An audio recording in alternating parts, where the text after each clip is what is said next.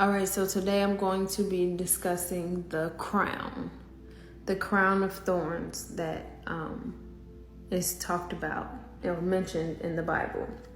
And I'm going to give some details about it, but I'm not going to only speak on that. I'm prompted today to talk about all the different things that happen right in that moment of that crown being put on his head. So yes. It's in the book of Matthew, in the 25th chapter, and it's verses 27 through 31. And it talks about how we know, as mentioned in yesterday's video, that, Jesus has just been flogged, meaning he was beat with a whip that had bone pieces and metal pieces in it attached to it, and it was the leather strips. And he was beat on his bare skin. And we don't know specifically how many lashes he received, but we know that it was harsh treatment and it was severe. Now we're going to the next point. So Jesus has just been flogged. His body is bleeding, wounds open, white meat hanging out. You probably can see deeper than that at this point. I can't even begin to imagine what he felt like. Can't even come close. I won't even try to describe it. But even after all that he went through, so imagine after receiving that first whip, being beat again and again and again and again. After using our imagination to picture the state that his body could possibly be in at this time, we're going to move forward to the next thing that happened. And so what happens is the soldiers take him into the governor's headquarters. And so they gathered a whole battalion and they're pretty much gathering these people to mock him publicly, like to humiliate him, right? Jesus referred to himself as the King of the Jews. And whenever they asked him about this, like, well, you say that you're the King of the Jews. So is that true? He would tell them, like, you have said it. Like he wasn't interested in repeating himself, knowing that if he would have just said, "No, I ain't the king," he could have got out of it. But you have spoken. You have said it yourself, And so now they got him before this whole crowd of people and they're mocking him. And so what they do is they make a crown to put on his head, but the crown is made out of thorns that they twisted together. So they take thorns and twist it together in the shape of a crown and put it on his head. Now, these are thorns. So if you've ever picked up a rose, you know that point ain't nothing to play with. Like even on accident it hurt.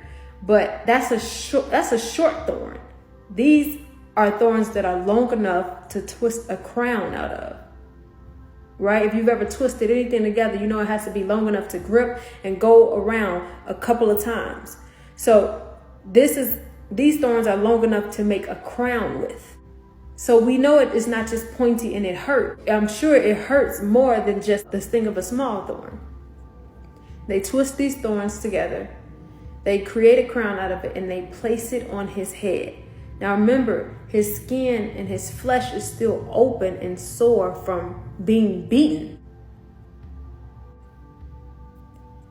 And I have to pause there so we don't just skip over that part. So his skin and his body is broken and open, and the entrails, the white meat being exposed at this point. And so I'm sure that they didn't do all of that and miss his whole entire face.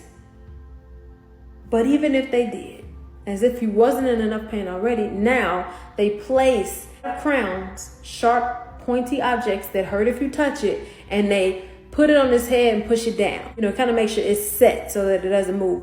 You can imagine when you pick up a rose and your finger accidentally touched the thorn, it being more severe. Thorns being pushed into your skin or onto your skin.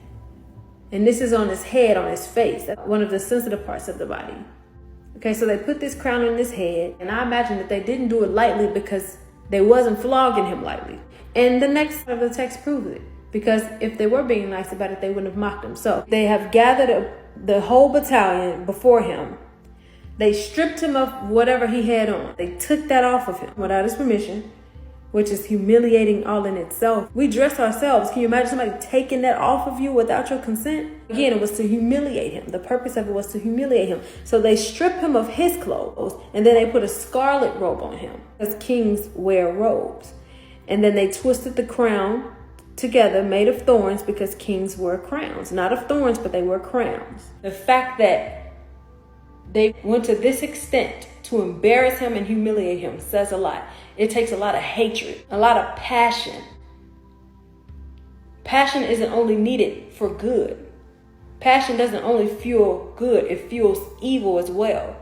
And this was evil because, again, like we mentioned yesterday, he was innocent.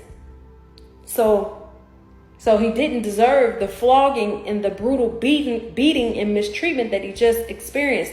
However, they didn't stop there. They continued to inflict pain on him, and they continued to humiliate and embarrass him. And when you just think about it, just for a second, put yourself in Jesus' shoes. Close your eyes and put yourself in his shoes. And imagine your body stinking so badly that just the wind blowing is causing you to tremble because it stings so bad, because that's how much of your flesh is exposed. Like if you hit your toe, if you run and hit your toe on the bed, and then you run and hit that same toe again on the bed again, it hurts on a whole nother level.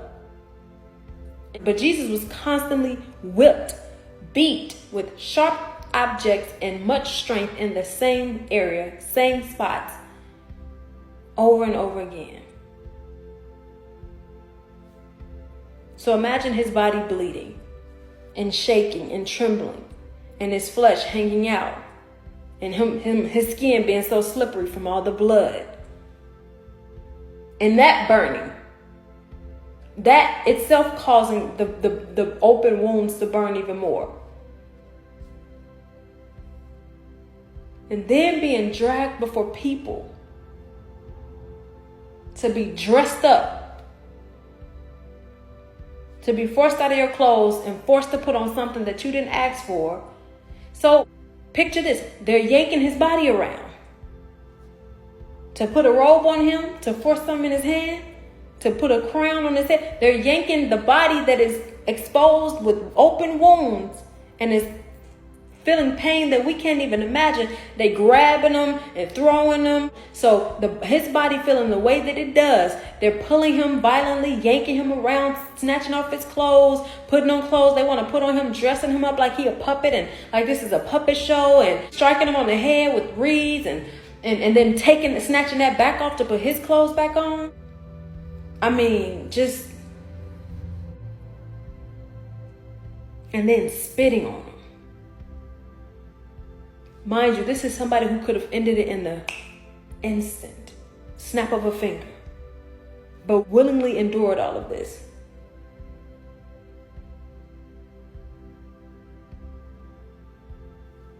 And as if that wasn't enough, after doing all this, now they're leading him away to crucify him.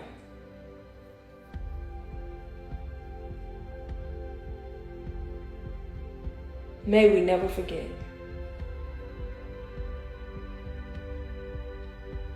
But this is not the end. There's more to the story. It gets greater later. So please, stay tuned.